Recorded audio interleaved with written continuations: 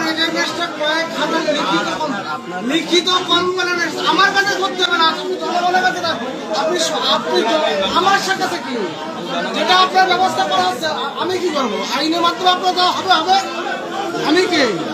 আমি কেউ না, আমি কেউ না, আমি কেউ না, আমি কেউ না। পশ্চিমবঙ্গের আমজনতা একজন পাবলিক, আমি একজন পাবলিক। পশ্চিমবঙ্গের জনগণকে সেবা করার জন্য দায়িত্ব আমাদেরকে দিল।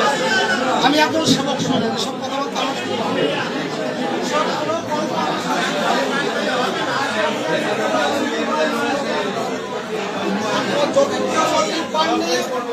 যতীন ঘোষ পাননি, কলিমুদ্দিন শামস পাননি, শুনে নিন অশোক